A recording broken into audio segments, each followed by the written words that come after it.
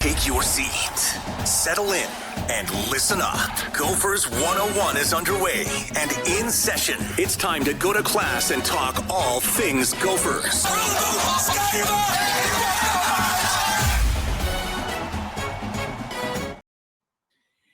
The victorious Gophers 1-0 in Rutgers championship season, Gophers 101 edition. I would be Ross Brendel, Manny Hill as well, coming to you on this, we'll call it Saturday, early Saturday evening, recapping a 31-28 Minnesota Golden Gophers victory in what turned out to be a highly entertaining and at times very frustrating, to steal a little bit of mine and Manny's text conversation after the game. Entertaining, frustrating, but at the end of the day, the Gophers get a victory. And Manny, as I joked with a couple of my buddies who I share season tickets with on the way out of Huntington Bank Stadium, I know this, Manny, when you look at the Big Ten standings at the end of Saturday night, or you wake up on Sunday morning and you look at the Big Ten standings, you can't tell me the Gophers don't have a path to winning the Big Ten championship after starting 1-0 in the Big Ten by finding a way to get it done. I think there's a lot of stuff defensively that you and I will talk about, but initial reaction, I think I told this to you on Sunday. I told this to Thor. In my mind, Manny, whether you won by 1 or 21, the mission in each college football game, for the most part, some you want them to look better than others. I get that. But for me specifically, coming off of a loss at Cal, having 2 weeks to think about it, Rutgers technically maybe had an extra day off because they played on Friday versus Saturday. It was important to me for the Gophers to find a way to win this game, no matter how they had to do it. And that's exactly what they did. Manny, doing something I just don't think, if you go back a year and a half, I don't think you and I ever could have envisioned a day where the Gophers win a game because their quarterback throws for over 300 yards, throws touchdown passes to multiple different receivers, and the team rushes for less than 40 yards. I don't think it matters who you're playing.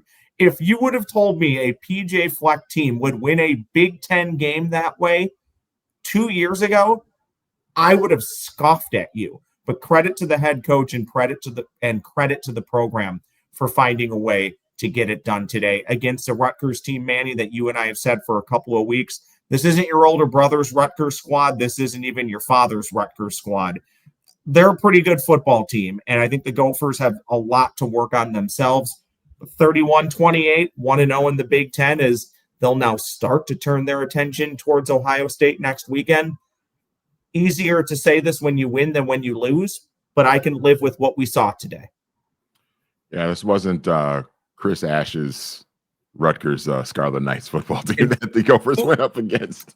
Fill-in guy was, what was that? Nunzio, something like that. Yeah. The year Ash got fired. Yeah. God bless that poor guy. Yeah. I mean, we were saying it for a few weeks, and I've, you know this, you and I've known each other a long time. I've had my fun poking fun at Rutgers athletics in general, but mainly Rutgers football over the years, because they have had some really bad seasons where it was virtually inexcusable to lose to them.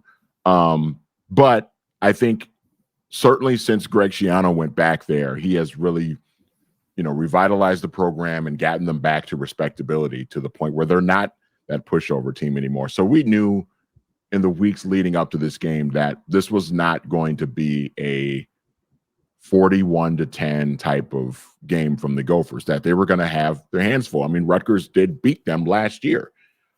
So I thought, like you said, it was a very entertaining game.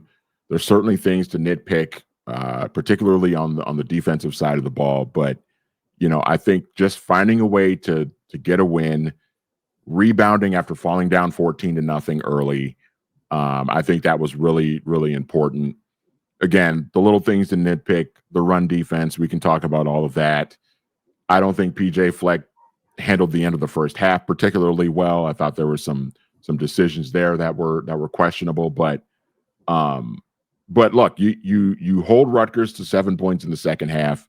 You were able to get enough points. Your quarterback has easily, by far and away, the best game of his career, plays really well, throws the team to victory. And now you take the win however you can get it, and you get ready to go to the horseshoe next week. Oh, goody. We can get to the nitpicks, Manny, because I certainly have many nitpicks, and I don't bring up the nitpicks to be negative. I bring up the nitpicks to talk about them and see if there's realistically ways for this roster to get better as the year goes on. So some of the things that we're nitpicking about now, maybe we're not nitpicking a month from now, and maybe helps lead to a fun Gophers victory at Iowa or a competitive performance at Oregon. So we'll get to the nitpicks. I do want to continue to call out the play of Drake Lindsey. We knew going into the game that Rutgers secondary was not good. We knew you could very likely throw all over them. But Manny, it's one thing to know that you can. It's another thing to actually go out and do it. 31 for 41 today. Again, I mentioned the 3 touchdown passes. But to me, it was just the distribution of the ball, getting everybody involved. Jalen Smith, 4 receptions. Javon Tracy, by the way, what a find from Miami of Ohio, 6 receptions. Brockington, 5 receptions. All those guys with touchdown receptions as well. Also, Drew Biber, Jamison Gears getting into the mix. Let me look at this here. 1, 2, 3, 4, 5, 6, 7, 8. 9 different guys caught passes today. Yeah. I mean, I don't know how much more you can ask from a quarterback on a day where, to your point, Manny, he had to throw the team to victory. And you think late in the game, again, we saw a pass like this. I believe it was to Javon Tracy, maybe it was to Jalen Smith. Long touchdown pass against Buffalo where he steps up in the pocket, rolls a bit right, finds a wide open receiver who ends up going, 60, 65 yards for a touchdown. He did that in the fourth quarter today to avoid a sack and start a drive that was just, you knew the Gophers were going to have to score a touchdown. There was going to be no other option. I think they got the ball with about 6 minutes and 40 seconds left, and unless they immediately went 3 and out, it was going to be 4 down territory. Well, you start off right away with that play, and it gets a lot easier moving down the field for the eventual go-ahead touchdown. I think for him, if you're talking about building blocks, I think for him, this is a game you look at. Maybe it's next week against Ohio State. Maybe it's a few weeks from now. But when you play in the Big Ten, you're going to be challenged and you're going to play in a lot of close football games. You hope that the experience from today pays dividends down the road. I thought he just played a fantastic football game, largely mistake-free. Again, Manny, I love to, before we pod, I love to go back and watch the game in 60 minutes, those BTN deals that they do, so I can be more well-rounded. We're actually recording this only minutes after the victory today. We'll call it, 60 to 90 minutes or so. So I didn't get much of a chance to do that, but I honestly can't even think. Maybe there was one. Did he even throw any questionable passes today, Manny? I mean, if anything, I thought there were a few where maybe he didn't go through the progressions enough, where there were other open receivers or maybe other options. But again, you can talk about that stuff on every play. But as far as physically putting the ball in harm's way, I'm not positive he did that today. So credit to him. Yeah, I thought he got rid of the ball for the most part in good timing. You know, a lot of times when you see, and we kind of saw Ethan Kaliakmanis do this afternoon, where he was holding on to the ball too long. I mean, the Gophers defense had 7 sacks on Kaliakmanis today. And a lot of that was pressure that was kind of created by Kaliakmanis himself, because he was holding on to the ball a little bit too long. And we talk about this a lot with quarterbacks, where, you know, if a quarterback's getting sacked a lot, it's not necessarily always because the offensive line is bad or that the offensive line played poorly. If you're holding on to the ball too long, your line is only going to be able to hold up and protect you for so long. You've got to get that ball out of your hands. And there were a few times where Kaliakmanis seemed to hold on to the ball a little bit too long, and credit to the Gophers were able to, you know, take advantage of that. Drake Lindsey seemed to get rid of the ball in good time for the most part today. And, you know, and I thought the offensive line did a decent job protecting him as well. And that's big. I think it just shows that there is some growth with this young quarterback. And I think right now you just have to hope that that kind of continues. Obviously, it's a very daunting task next week against Ohio State. We really probably don't even have to spend a lot of time on that.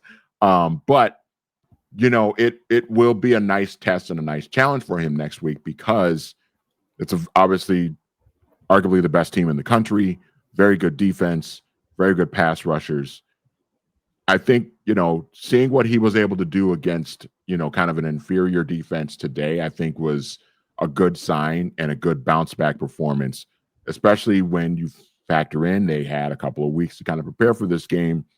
I think it really showed that for Drake Lindsey specifically, that preparation went a long way and it allowed for his strong performance today. One of the things we can touch on, and I wouldn't call this a nitpick, it's just the reality of the situation, is I don't think the offensive line is going to be super proud of themselves when they watch the tape, at least in the run game. I know the Gophers didn't commit a ton to running the ball, and that may have just been because they learned pretty early on that they weren't going to be able to run the ball like they wanted to. Also, Manny could have just been a game plan thing where they knew they could pass the ball and get pretty much whatever they wanted, which by and large they could. But I think the Gophers started the second half. They didn't ever run longer than 3 yards. Yeah. And I don't think they got that till mid to late third quarter when it was, I think it was Ichaboy who had a great almost 15-yard run, but it was largely because he was pushing people over and breaking tackles. Yeah, the 16-yard run. Yeah, correct. It wasn't because there was much of any hole there.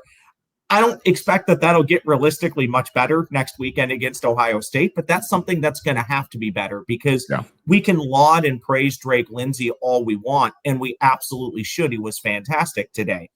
However, you're not going to win many Big Ten games by dropping back and asking him to throw 40 passes a game. I don't believe that that's going to happen, especially when you're still talking about, can you do that against Ohio State? I think if you do that against Ohio State, that's probably because you're down by 30 and you're playing catch up the entire game. Same thing against Oregon. I don't think you're going to try and sling the ball around 40 times against what we all expect to be a pretty good Iowa team.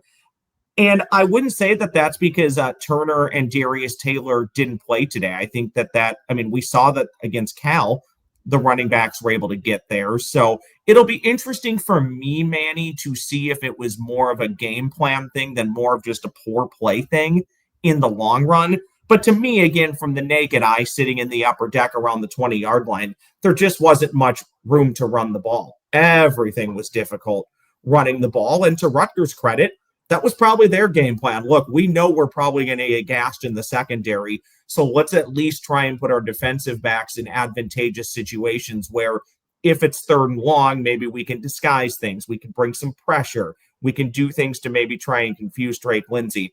I just think that's the biggest takeaway on offense for what was lacking today. But again, to be able to overcome that is also a good sign. So I wouldn't say that I'm super frustrated with it. It was just kind of alarming from playing a defense that I really don't think is all that great. Yeah, 100%. And I think it is a fair concern to have going forward for the rest of the season. I mean, obviously, again, Ohio State is Ohio State, and that's going to be a challenge whether your running game is working, whether you had a great day running the ball or not today. It's going to be a huge challenge next week. But, what about the week after Ohio State? And obviously you don't want to look past Ohio State now if you're PJ Fleck. But when you do get past that game and it's Purdue coming in on October 11th, or it's Nebraska coming in the week after that, or you have to go on the road to Kinnick, these are games that you've figured to be very competitive in and have a chance to win. And if you're not able to run the ball, can you realistically, we're still dealing with a very young quarterback here, and he was great today. He was fantastic today. But to your point, can you rely on him week in and week out to throw the ball 40 times and throw for 324 yards every single week? I don't think that's realistic for any freshman quarterback to do that. Manny, I would say I don't think that's realistic for many quarterbacks in the country. Maybe 15 of them. Maybe. Yeah, maybe. But even some of the guys that are going to be viewed as being top first-round picks next April in the NFL draft, I'm not sure you can rely on any of those guys to do that week in and week out for you right now. So, it is definitely something, especially when you factor in the running game has been historically a very strong part of this offense under PJ Fleck. Rather, even if you go back to 2019, the great year that they had, and that was a really good year throwing the ball for them as well, with the 2 NFL wide receivers, and Tanner Morgan was very good. Offensive line was very good, but they ran the ball very well that year as well. So because it is especially alarming when a consistent staple of what your offense has been, certainly in the years that PJ Fleck has been here, and really even going back to before PJ Fleck, when it was Tracy Claeys and Jerry Kill. This is a program that's always prided themselves on running the football very well. And when you see it not work against a defense that you kind of felt like you should have been able to run the ball against, it's a little bit alarming. Obviously, we'll see how things go over the next couple of weeks and see if they can bounce back. But I think it is something that I think everybody should kind of stick a pin in and just see how this thing plays out over the next couple of weeks. Well, and if we are going to do nitpicks, I think one thing that made this game immensely more difficult for the Gophers to win today was late in the first half, inside of a minute and a half, you have 3rd and 1 and 4th and 1. And each time maybe the first time you picked up a half a yard, I actually thought it was a pretty bad spot. I thought maybe they were slightly closer to the first down. But again, whatever, you have 2 downs to pick up 1 yard, do it. And they couldn't do that. My nitpick there, and I know this can go the other way, is you ran a play on 3rd and a yard and then 4th and a half a yard, 2 plays out of the shotgun where you have a quarterback who is pretty big and 6'3", 6'4". Yeah. Maybe 1 or 2 of those times just try and run a quarterback sneak. And I'm not even talking about tush push.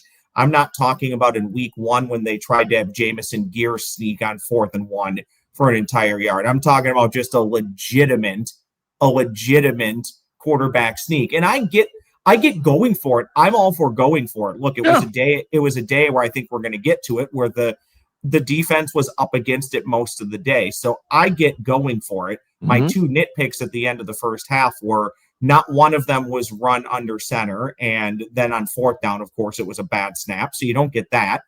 And then Rutgers immediately goes down the field, scores a touchdown. You finally get a really nice kick return from Coy Parrish. There's 8 seconds left. I know you have no timeouts. And take a shot in the end zone. Yep. Take a shot for the end zone. I don't know if or go for the sideline. Yeah, do something. Correct. Yeah. I don't know if in 8 seconds you can take a shot to the end zone, but you could at least try and run the quick 3-5 yard out to get closer for a kicker who, again, in his career, he's been pretty solid this year. We'll give him his props. Through a third of the season, Denneberg's been pretty solid, but he's now missed 2 field goals. They've both been 50 and 51 yards. Neither one has been particularly close. Now, look, I'm not saying if that was a 47-yard field goal, if he kicks the same kick, it's still going to go wide right. But I think it does 2 things. It gives yourself a better chance to make the field goal if you pick up a few yards. It also then would mean when you kick the field goal, now I know Rutgers just chose to get out of there and get to half. Rutgers, there was a small chance you have disaster scenario where Rutgers throws a Hail Mary, scores a touchdown, or they end up running a play. They get a roughing the passer or a pass interference, and then they kick a field goal. Yeah. I didn't love that sequence by the head coach. I think those were my biggest nitpicks from the coaching staff today. And it was literally just that inside of 2 minutes of the first half. When you are playing games on razor thin margins, which the Gophers typically do, and a term that I use with Thor on the weekday Gophers 101, stealing a political term, Manny, there are many Gopher games that are going to be played within the margin of error. You know, they always say when they're doing political polls, there's a margin or error of roughly 3 to 4%. Whatever. They're sometimes it's more, sometimes it's less. To your point, Manny, I genuinely believe most games the Gophers are going to play this year, they could be competitive in and win. But moments like that can be the reason that you lose a game. It wasn't today. And again, props to them that it wasn't today, but let's not make those same mistakes a week or 2 from now. I just didn't like much of what happened inside 90 seconds of the first half. I want to go back to the 4th down and the 4th and inches and running that play out of the shotgun. I'm sorry. And PJ Fleck has forgotten more about football than I will ever know. Okay. I love that line so much. Such a great line. But I'm just going to say this. It is foolish to run a play on 4th and inches out of the shotgun. It makes zero sense to do it under any circumstance. It makes no sense to do that. And you saw what happened where 6'5", by the way. He's 6'5", 230 pounds. That's what they list. He might even be bigger. Yeah, your quarterback is 6'5", and you have him in the shotgun. It's a bad snap. He can't handle the snap, which can really throw things off on a play like that. And you fail to convert. I just don't understand why and what the mindset of running that play out of the shotgun was. And this is not even a situation where they run an offense that is strictly out of the shotgun. They're under Drake Lindsey's under center often in this game. And Manny, they hadn't run the ball all first half. So why think you can do it twice in a row and not one of the times it's going to work? Right. I mean, it's one thing if we're talking about Mike Leach, rest in peace, Mike Leach's air raid offense where Graham Harrell at Texas Tech is in the shotgun all the time, and all of a sudden you're asking him to take a snap under center, I can maybe understand why that might be troublesome. But Drake Lindsey's under center all the time, often. Yep. Why are you running that play out of the shotgun? It makes no sense to me. Not as much today as normal, but he can do it. He's capable of doing it. We've seen it multiple times already this year. So again, coaches learn and grow and adapt as time goes on too. I would absolutely say that PJ Fleck has done that. I said at the beginning of the year, I can't imagine many scenarios in which Drake Lindsey's throwing the ball 40 plus times a game. I'd have to really go back and look at the box scores, but I can tell you, Manny, I know we didn't do it against Northwestern State, but he's already done it twice this year. That's probably 2 more times than I expected he would. And the offense evolved and changed last year under now NFL player with playing time, Max Brosmer. Congrats to him, by the way. Yeah, I don't know how much more we need to belabor that. At times, I think PJ Fleck, and I don't want to turn this into a bash PJ deal because I largely think, and I've said this before, I'm comfortable enough to say he's the best coach at the University of Minnesota since Murray Warmath. Now, again, you can have a debate about what does that mean about Gopher football? Where does he rank with Glenn Mason? Blah, blah, blah. We can have that debate. Mm-hmm. But I think he's fine. I think he was the perfect head coach for this program at the time when they hired him. He's definitely evolved, but there are still some game management things that will absolutely drive you crazy. And I don't know if that'll ever get any better at this point. I think you have to live with it. But my hunch would be if you put some truth serum in him after this game, I think he would probably tell you he would play that inside of 2 minutes a lot different than he actually ended up doing. Okay, another nitpick time if we're going to keep using the word nitpick. Can I guess where you're going with this? Sure. You're going to talk about the run defense, aren't you? Yeah. And again, this is where I'll give some shout outs here. Ryan Burns with Gopher Illustrated, Daniel House with Gophers Guru. I know Daniel very well. I don't know Ryan nearly as well, but I can say this. Actually, I don't really know Ryan at all, but I can say this. They're both incredibly talented. And if you're a Gopher fan, if you're not, pay attention to their work. Please pay attention to our work. Like this podcast, subscribe, rate, review, comment below if you're watching on YouTube, all that stuff. I don't know if today was just out of gaps and missing assignments, or if it was truly just an indication of what's to come. I will say, based off of the opponents that we've seen, the tackling didn't look super great against Buffalo. We've said numerous times, I don't know what you can say about the Northwestern State game, so we'll just leave it there. There was definitely sloppy tackling against Cal.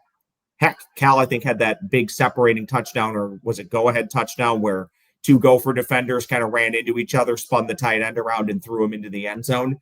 Yeah. Today, I'll say this, and I hesitate to say this because, again, I haven't played meaningful sports in 20 years. I'm lucky enough I get to talk about them, and thank you to the people that allow that to happen. It just looked really soft today. Mm-hmm. It didn't look physical. They weren't tackling. I'll give credit to the secondary. I thought just like last year against Ethan Kaliak-Manis, as the game went on, they got better. And again, to your point, I thought the pressure was okay. I think some of the sacks were on Ethan for holding onto the ball too long, but I definitely think they got some pressure on him. They were able to force some bad throws. But man, if you can't get that run defense any better, Manny, it's tough to find a ton of wins on the schedule. That's the chief concern for me. Now, yes, there are winnable games. We've talked about that. But if you even want to be competitive against Ohio State, which, by the way, Manny, I pulled it up for whatever it's worth. And as we're recording this, Ohio State is still playing. But for whatever it's worth, Manny, the ESPN matchup predictor gives our Gophers a 5.8% chance at winning that game next Saturday. So, hey, play the game. You got almost a 6% chance at winning. But, Manny, how can you even expect to be competitive and at the end of the day go, oh, they lost 40-24, but it was kind of a plucky effort. You kind of feel good about it. Yeah. If the run defense looks like that next weekend in Columbus, they're going to lose by 35 points. Yeah. And look, Antoine Raymond is a pretty solid back. Really good back. Yeah, I think he's averaging like 5 yards a carry this year, albeit, it was against a couple of MAC teams, and I think Norfolk State was the third team that Rutgers played. You put some respect on Norfolk, okay, Manny? But Antoine Raymond's a really solid running back. But for him to average 6.2 yards a carry against you today, 26 carries for $161, that's really concerning. And the Gophers, and I don't know how much this says about, just the opponents that they played. Again, we throw out the Northwestern State game. The Gophers, for the most part, against Buffalo and against Cal, they did pretty well against the run. Those teams didn't really run the ball very effectively against this defense. And so, again, it's kind of like the running game on the offensive side where you have a bad day and you kind of wonder, you're not really sure like what it means. Is this a sign of things to come, or is just an off day where, you can kind of get it rectified even against, arguably the best team in the country next week? It's going to be kind of fascinating to see how this kind of plays out. I think what makes it troubling, though, particularly with the run defense today, is, again, you had 2 weeks to prepare for this team. Yes, you had 2 weeks off. Yep, you had 2 weeks to prepare for this team, and you got a chance to watch them play Iowa last week, a game in which Antoine Raymond, again, solid back, had 18 carries for 62 yards against the Hawkeyes last week, 3.4 yards a carry. So it's not like they ran the ball with a lot of effectiveness against the Hawkeyes last week, and that was a game at home for Rutgers. So you got a chance to see that. You got a chance to prepare for that running game and see some of the things that Iowa was able to do to shut down the running game. And he comes in and he gashes you for 161 yards. So that's concerning. And you got to go into Columbus next week, man. And if you don't get this shored up, again, I'm not expecting the Gophers to win next week. I don't think very many people are. But what I would like to see is for them to be very competitive in the game and at least be in the game by the time the fourth quarter comes around. And then if you lose, then you lose. But to your point, if they don't shore this up, Ohio State's going to beat them like 42-14 or something like that. And it's going to be ugly. Well, and Manny, crazy things happen every week in college football. Teams win games you don't expect them to win. I'm not saying that's going to be the Gophers, but you absolutely plan and prepare and prep your best game plan to maybe be that team on that given Saturday that at the end of the world, at the end of the weekend, everybody looks around and says, holy crap, Minnesota went to Ohio State and won. So again, I'm not saying that there's no reason to watch, no reason to play the game. But you're going to want to be able to run the football and stop the run if you have any chance of being that team that can do that. And I do largely trust PJ Fleck and the coaching staff. The team has generally gotten better each and every week under him. They tend to be teams that are better at the end of the season than the beginning of the season. So it will be interesting to see exactly how this all plays out and what it looks like against Ohio State. And who knows, again, we don't know the result of Ohio State's game. Many people, when they're listening and watching this pod, will. But what does Ohio State look like? Do they escape Washington injury-free? Do they escape Washington even winning the football game? Sometimes I think that dictates the type of opponent you're going to get. I'm of the school, and this is not just speaking about the Ohio State game, The team that I play the following week, I'd rather see them win than lose. I just think there's a better chance that maybe they let their guard down a little bit. One more mild nitpick, and I do want to talk about a couple other things from the game, but before I forget, since I'm going through my list of nitpicks, themed clothing days. Okay, unless you know there's going to be 55,000 people there, or it's a whiteout at Penn State. You did a gold out to start the year. There were, I don't care what they say, there were 35,000 people there. A gold out doesn't matter when you can see a bunch of maroon seats. Then today it's a maroon out. A maroon out doesn't matter when you can see all the gold seats. And again, I'm not ripping Gophers fans. That's not what I'm doing. But now for homecoming, I'm supposed to wear, it's a stripe the bank. Okay, maybe that, since it's homecoming, will be sold out. Is that the Purdue game? That's the Purdue game. Stripe the bank, which, by the way, I'm in a gold section. Even though I'm wearing this, I'd rather prefer maroon.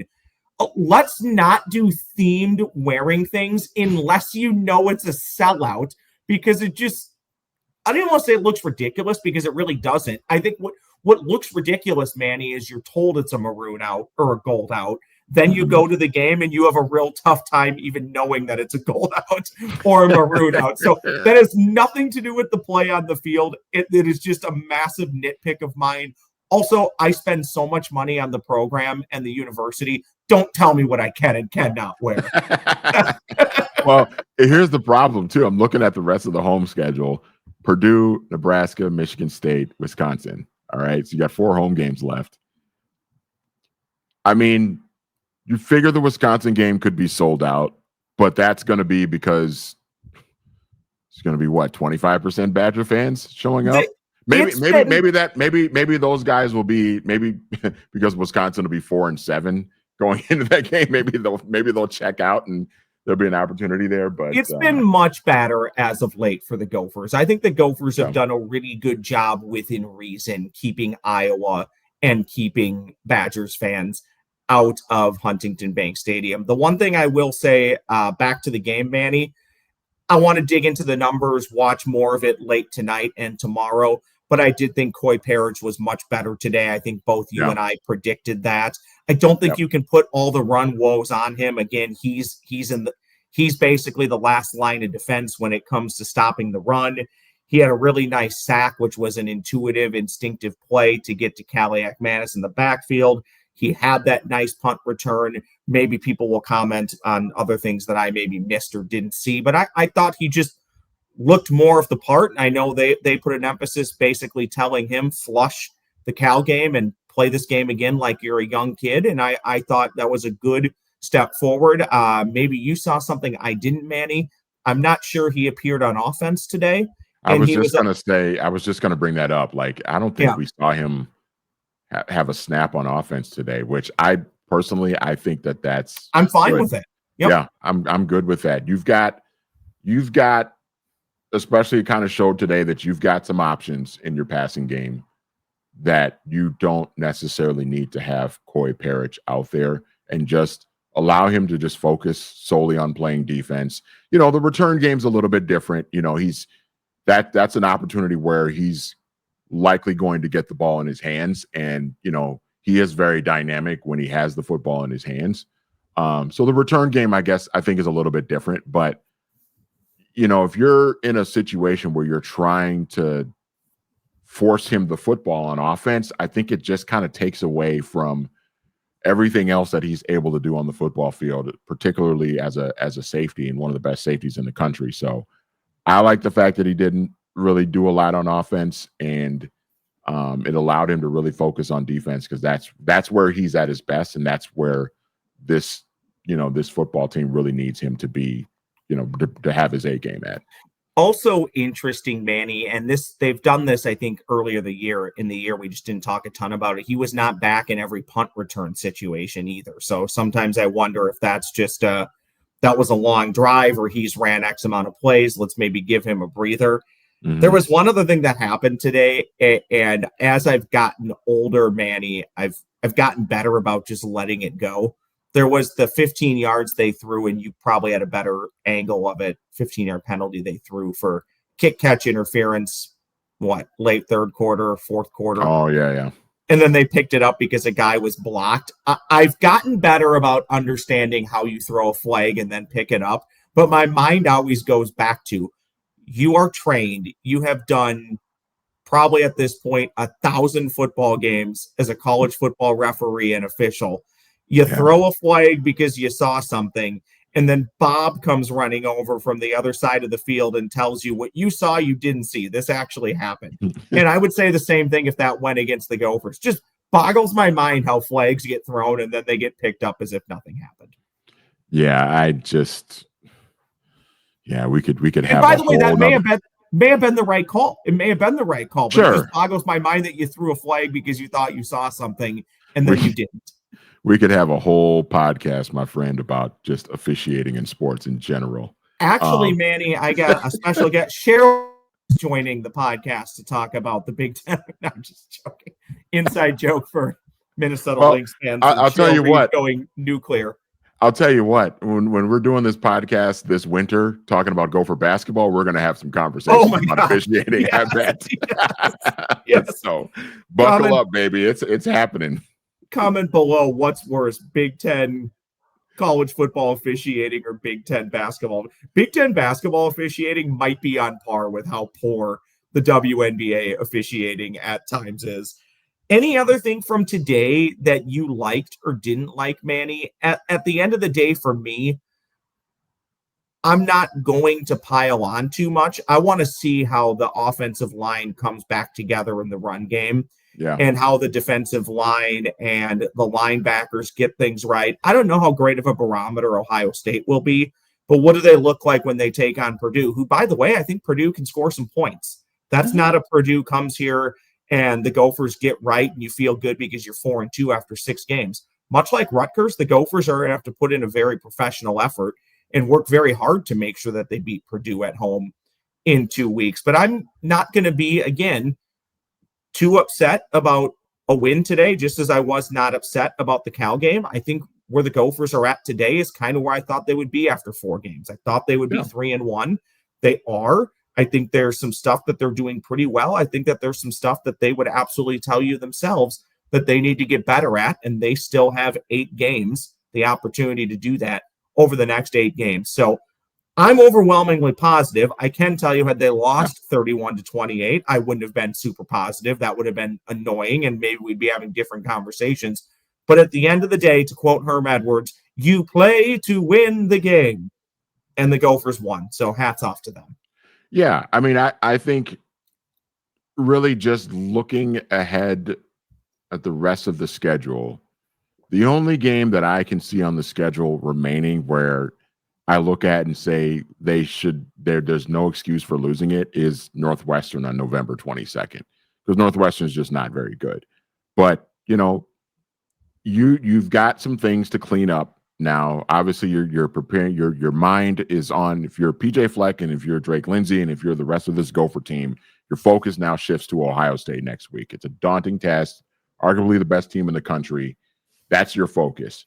But from a fan's perspective and an observer's perspective, you look at the rest of the schedule, there's a possible win or a loss in pretty much, well, maybe Oregon too, you take that one out, but there's a possible win or loss in every one of these matchups, except for Oregon's probably a loss, Ohio State's likely a loss, and Northwestern should be a win.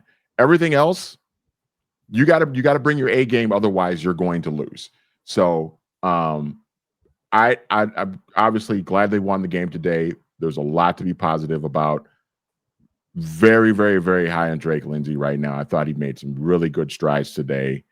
Again, I don't expect him to have this kind of performance every single week, but the fact that he put together a performance like this when the running game wasn't working, I think is a positive sign. And I think it shows that he's very capable, again, of being a very good college quarterback for this program for the next few years, provided that somebody else doesn't swoop in and offer him more money.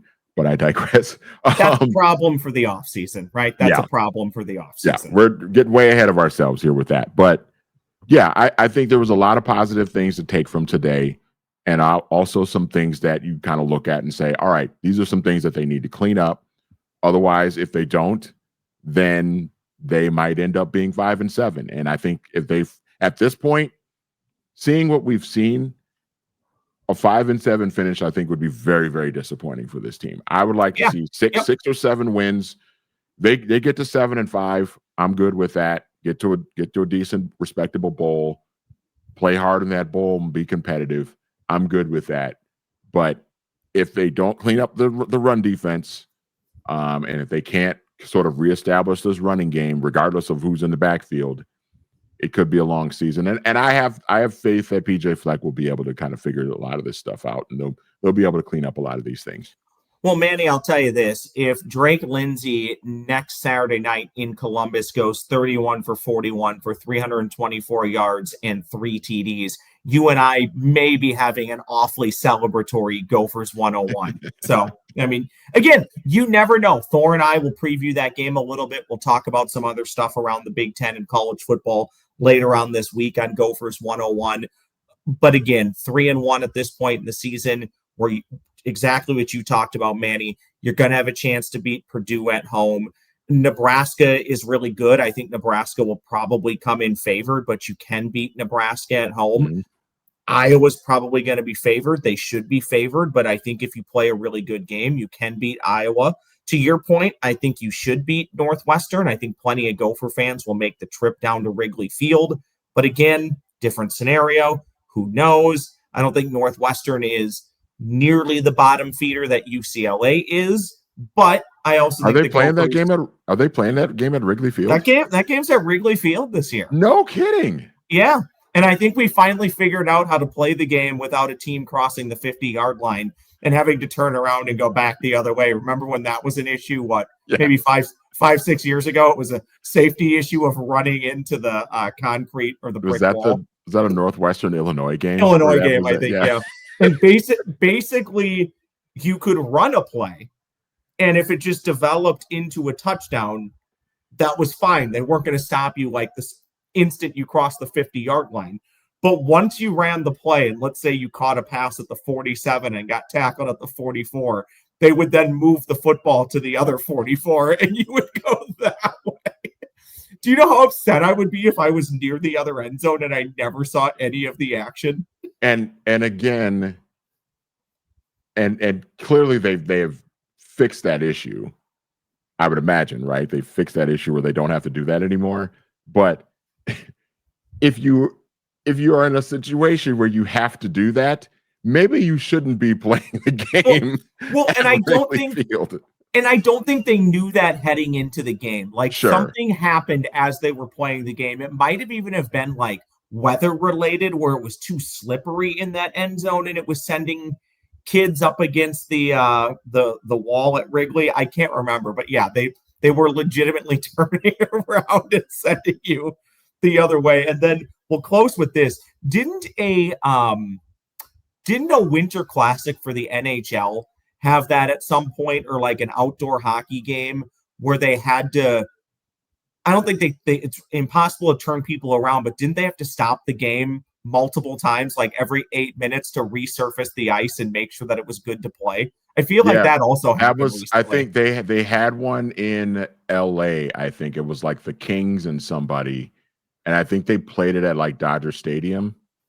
And there was like concern about the weather not being cold enough and the ice kind of melting, or so. It was something like that, because I know they had one in LA, and I think, if I'm not mistaken, it was at Dodger Stadium, and there was concerns about that. And they were using like a synthetic fake ice too, which then got me thinking, well, if it works here, why aren't they all just using the synthetic fake ice everywhere? But whatever. That's an argument or a discussion for Judd's Hockey Show and the Bar Down Beauties podcast, I guess. Manny, thanks a ton. Hopefully next late Saturday night, next Sunday morning, who knows? I'm not willing to say we're not talking about a Gopher victory. ESPN themselves tells me the Gophers have a 5.8% chance at winning the game. So play it 100 times. Play it 100 times, and if the Gophers win 5, if they win 6, I'll take those 6. And this might be one of the 6. You never know. Why not? How's it go, Manny? Why not us? Why not now? Or why not now? Why not us? We'll find out next Saturday. when the Gophers take on Ohio State. That's Manny Hill. I'm Ross Brendel. This is a victorious 1-0 in Rutgers championship season edition of Gophers 101.